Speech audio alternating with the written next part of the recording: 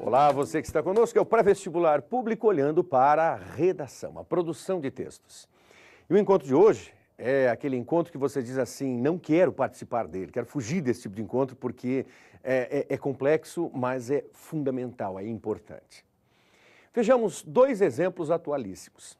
A UTFPR, em seu vestibular, agora vestibular de inverno, metade do ano, pediu aos candidatos que elaborassem uma síntese. Síntese e resumo são irmãozinhos, ou seja, são sinônimos, são ideias similares, são ideias conjuntas. Então, a UTFPR priorizou o processo de síntese. A UEPG fez a mesma coisa. A Universidade Estadual de Ponta Grossa também solicitou aos seus alunos, no concurso de inverno, uma síntese, um resumo, novamente aparecendo a tipologia textual. E para não fugir dessa mesmice, a UFPR no litoral também abordou, dentro das suas 7 propostas, da prova agora da metade do ano, ou seja, a prova do litoral, 2 situações em que a ênfase foi a síntese. A primeira proposta, para quem abriu o caderno de provas no dia 1º de julho, era exatamente elaborar um resumo, com até 10 linhas. Então, resumir é uma das tipologias textuais que sempre predominam nos processos de vestibular. A outra proposta da UFPR, que também solicitou síntese, foi a 4ª proposta. Das 7, a 4ª trazia algo no seguinte sentido: sintetizar um discurso, ou seja, fazer a transposição do discurso direto para o discurso indireto e, é claro, sintetizando os elementos. Quer dizer, nada simples, nada tão fácil assim. É necessário que o estudante compreenda que o processo de resumo é um exercício que se dará continuamente na academia, na universidade. Por isso, as instituições priorizam o resumo. Em nosso encontro de hoje, teremos as seguintes situações. Primeiro, o texto base. Então, é necessário que você acompanhe o texto base. O texto se chama, traz como titulação, Definindo Teoria, do físico Marcelo Gleiser. Marcelo Gleiser é um renome nesse momento em termos de orientação quanto à física e o cotidiano das nossas vivências. Então, no texto Definindo Teoria, Marcelo Gleiser retira um pouco do ranço acadêmico, vamos assim dizer, e traduz algo bem próximo às pessoas. Por isso o texto, aliás, por essa e outras razões, é que o texto foi escolhido. Logo após o texto, aí entra uma parte significativa, você terá exemplos de um texto nota 10, segundo a banca examinadora da própria Universidade Federal do Paraná, um texto com média 5, um texto com média 2 e um texto com 0.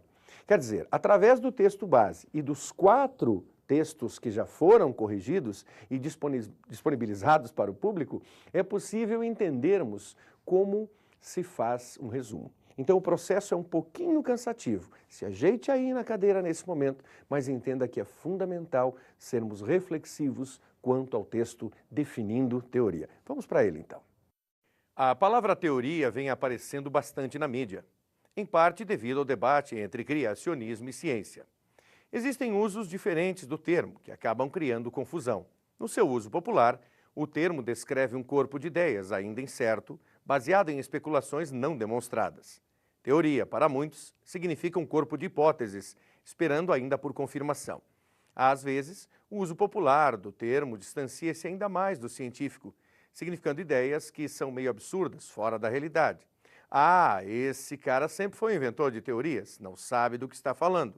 Ou isso aí não passa de uma teoria? Provavelmente é besteira. Teoria em ciência significa algo completamente diferente. O termo mais apropriado para uma ideia de caráter especulativo é hipótese e não teoria. Uma hipótese é justamente uma suposição ainda não provada, aceita provisoriamente como base para investigações futuras. Por exemplo, a panspermia é uma hipótese que sugere que a vida na Terra veio de outras partes do cosmos. Não sabemos se está certa ou errada, mas podemos tentar comprová-la ou refutá-la. Já uma teoria consiste na formulação de relações ou princípios descrevendo fenômenos observados que já foi verificada, ao menos em parte. Ou seja, uma teoria não é mais uma mera hipótese, tendo já passado por testes que confirmam suas premissas. Quando os cientistas falam de uma teoria, Falam de um corpo de ideias aceitas pela comunidade científica como descrições adequadas para fenômenos observados. A confirmação é por meio de observações e experimentos, o que os cientistas chamam de método de validação empírica. Quanto mais sucesso tem uma teoria, maior o número de fenômenos que pode descrever. Quanto mais elegante, mais simples é. Uma teoria de enorme sucesso em física é a teoria da gravitação universal de Newton. Ao propor que objetos com massa exercem uma força de atração mútua, cuja intensidade cai com o inverso do quadrado da distância entre as massas, Newton e seus sucessores foram capazes de explicar as órbitas planetárias em torno do Sol, o fenômeno das marés, a forma oblata da Terra, achatada nos polos, o movimento de projéteis na Terra e no espaço. Quando a NASA lança um foguete da Terra ou faz colidir com um cometa, a teoria usada no planejamento das missões é a de Newton. Testes em laboratórios e observações astronômicas mostram que a teoria funciona extremamente bem em distâncias que variam de décimos de milímetros até milhões de trilhões de quilômetros, à escala em que galáxias formam aglomerados atraídas por sua gravidade mútua. Isso não significa que a teoria, ou qualquer outra, seja perfeita. Sabemos que ela deixa de ser válida quando objetos estão muito próximos de estrelas como o Sol. Correções são necessárias, no caso, fornecidas pela teoria da relatividade geral de Einstein, que em 1916 generalizou a teoria de Newton. O fato de teorias não serem perfeitas é fundamental para o progresso da ciência. Caso contrário, não nos estaria nada a fazer. E é justamente aqui o lugar da hipótese em ciência, tentando, através de ideias ainda não demonstradas, alavancar o conhecimento, desenvolver ainda mais nossas teorias. Para construir a teoria da relatividade, Einstein supôs que a velocidade da luz é sempre constante e que a matéria curva o espaço. Quando isso foi confirmado, a formulação ganhou o título de teoria. A pesquisa agora gira em torno dos limites dessa teoria e de como pode ser melhorada. Marcelo Gleiser, Folha de São Paulo. Lemos o texto, respire fundo, fez a leitura. Sim, cansa? Evidentemente há um pequeno cansaço, mas você não deve se abater com relação a isso. Pelo contrário, agora é a hora de reler o texto. Não faremos isso aqui pela TV Paulo Freire, não, mas é hora de reler o texto. Você o terá em mãos. É um trabalho individual, é silencioso, é solitário e é intelectual, sobretudo. Faça a segunda leitura destacando o que você viu como aspectos principais. Isso é fundamental em um resumo. Não é possível elaborar um resumo sem que se tenha o texto lido, o texto relido e, é claro, esmiuçado. Você fará isso. Então é um processo demarcatório a partir de agora. Na sequência, é necessário que a sua compreensão do texto já esteja razoavelmente planificada, de tal forma que o rascunho e, após ler este rascunho, você terá que ter uma noção de que o texto base está sintetizado no seu rascunho. É o princípio das coisas, quer dizer, o macrotexto se transformará no seu microtexto, utilizando essas terminologias, para que, a bem da verdade, tenhamos ali a certeza de que você conseguiu sintetizar os principais aspectos do texto definindo teoria do físico Marcelo Gleiser. Senão não funciona. É o que nós chamamos de colcha de retalhos, ou é o quebra-cabeças. Quando o indivíduo, ao fazer um resumo, pega um pedacinho dali, um pedacinho daqui e vai jogando no seu texto. Não é isso. Deve existir fluidez, clareza, coesão, coerência para quem lê o seu texto, entendendo que você colocou isso na prática. Então, o principal desafio de um resumo é usar as suas palavras, jamais emitir um conceito, uma opinião. Erra quem emite opinião. Resumo não quer saber da sua opinião, quer saber do seu poder de síntese através de um texto base. Isso é que se chama resumo, a impessoalidade da escrita, a tradução dela em poucas linhas, normalmente 10. Uma ou outra vez, a UFPR utiliza 12 linhas, como o fez nesse texto, pedindo que o estudante escrevesse 12 linhas. Mas são casos esporádicos. O normal é que tenhamos um texto bem grande, volumoso, 40, 50 linhas ou mais, e você possa sintetizar nas benditas 10 linhas. Por favor, efetive isso como desafio. Textual, enroscado esse resumo, né? Sempre é. Sempre é porque exige de nós a necessidade de escrevermos pouco sobre o muito. Mostra que há uma compreensão das coisas. É o que veremos agora. Os 4 textos que fecham o programa de hoje, são oriundos da Comissão Central do Concurso Vestibular da UFPR, quando havia essa bendita comissão. Hoje é o Núcleo de Concursos.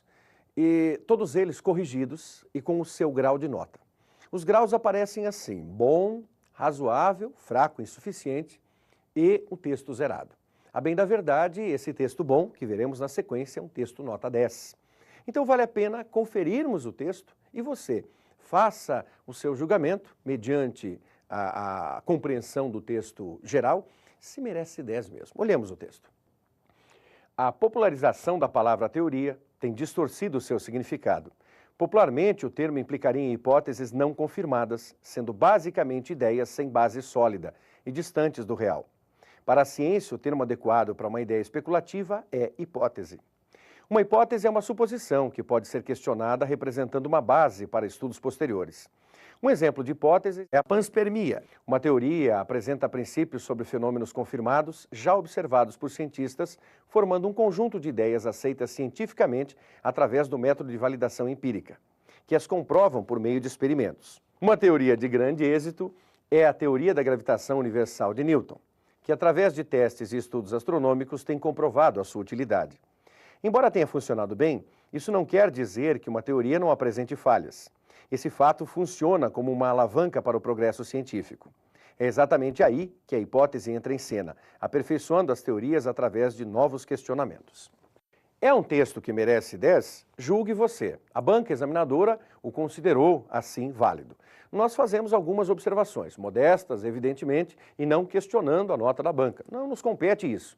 Mas é claro que o texto trouxe certas redundâncias, sobretudo no seu início, e depois o recheio, o desenvolvimento, a partir do segundo parágrafo, por assim dizer, foi exageradamente longo, quer dizer, um período longo, massificado, e que trouxe uma incompreensão ao estudante. Então, claro que isso é um problema, é uma situação que merece ser observada. Mas, de toda sorte, mereceu 10. E aí, não nos compete questionar e sim parabenizar esse candidato, porque um 10 em uma redação na UFPR faz muito bem para qualquer score possível. Vamos a um texto com nota 5. Observe. A palavra teoria está sendo muito utilizada, embora ocorre confusões para entender seus termos, que nos expõe no popular ideias incertas cientificamente falando, é uma hipótese que ainda não foi aprovada. A confirmação é feita por meio de observações e experimentos. Quanto mais sucesso tem a teoria, maior o número de fenômenos que pode descrever. Embora haja o fato de teorias não serem perfeitas, o seu estudo é fundamental para o progresso da ciência. É claro que você deve ter aberto um sorriso. Por quê? Porque a síntese foi exagerada. Talvez alguém diga, puxa, mas ganhou 5 com esse texto tão pobre assim. É verdade, não nos compete, insisto, questionar a nota da banca examinadora. Agora, é um texto fraco, evidentemente, foi razoável para eles, mas é um texto fraco, ausente de muitos subsídios. E essa ausência prejudica toda a estrutura do texto. Então, falta-lhe clareza, falta-lhe fundamentação, existe um excesso de superficialidade. Isso compromete, sim, o bom texto. Mas há casos piores. Vejamos aquele que conseguiu receber a nota 2. Ninguém consegue traduzir a palavra teoria de uma forma certa. Entra em debate entre criacionismo e ciência. São várias as maneiras de decifrá-la. Em uso popular é baseada em especulações. Para uns, teorias são ideias fora da realidade. Na ciência de caráter especulativo, chama-se hipótese. Um bom exemplo do que seria teoria é a teoria usada no planejamento das missões de Newton, pois hoje a NASA utiliza desta para fazer lançamentos de foguetes. Não é uma forma perfeita, mas o fato de não ser correta é fundamental para o progresso da ciência. Você observou que o texto não só é confuso, mas eu poderia dizer, entre aspas, que ele é um texto perdido. Ou seja, é ausente mesmo de subsídios. Talvez até visto como pior, porque é um quebra-cabeças, é uma colchinha de retalhos. E isso sempre prejudica. A banca examinadora, e por experiência dizemos isso, não gosta em absoluto de textos que façam o processo de recorte e colagem. E esse texto nos parece isso em várias das suas facetas, além de ser confuso e permitir uma certa literação, teoria, cria, recria e por aí afora. Quer dizer, nada feito. Um texto zerado. É o que veremos agora para fechar o nosso encontro e para você jamais observar esse tipo de exemplo, a não ser para sorrir, que é o que você fará agora. Não sorrir de quem o escreveu, mas sorrir da situação. Teoria, palavra comum em nosso vocabulário, está em nosso cotidiano. Ela nos traz a certeza de algo. observou que o traz incomoda. Palavra que consiste, na maioria das vezes, num conjunto de ideias ainda não explicadas que procuram por algo para serem explicadas. Desde a antiguidade já haviam várias teorias, como a de Newton e Einstein, ambas comprovadas posteriormente depois de corrigidas seus mínimos erros e que são aceitas até hoje. Um texto de opinião. Parece-nos mais um texto de opinião, fundamentado, é claro, no texto base, do que algo relativo ao resumo. Sem observar que a frase que desfecha, o que fecha o primeiro parágrafo, parece-nos aquela que muitas vezes vemos em para-choques de caminhões. Algo belíssimo mesmo, interessante. Você que passa meia hora atrás de um caminhão em determinada estrada, fica com aquela frase assim, martelando na cabecinha. É mais ou menos isso que ele tentou fazer. Quer dizer, é insuficiente porque é ruim, é zerado, porque ele não atendeu à tipologia textual, à proposta. Então, hoje, você pode zerar um texto quando se identifica, você pode zerar um texto quando foge da proposta completamente, se ausenta da tipologia textual ou não o faz. Nesse caso, houve uma fuga, sim, considerada pela banca examinadora, com firmeza, uma fuga completa e absoluta. E daí o texto zerado. Alguém poderia dizer, não, mas esse texto não está tão ruim assim como aquele que mereceu 5. Bom, esse é o seu julgamento, é a sua visão das coisas. De toda sorte, abandone os exemplos, faça o seu bom trabalho, exercite o texto. Obrigado pela sua presença conosco. Um grande abraço para você, aluno, aluna que está em processo de preparação para os vestibulares do final do ano. Não esqueça, a redação pode e faz diferença para um estudante que quer ingressar no ensino superior. Então escreva muito bem. E não só para passar no vestibular, mas quando você estiver na academia, como é necessário encontrarmos bons sujeitos, bons moços e boas moças que escrevam textos agradáveis. Até o próximo encontro.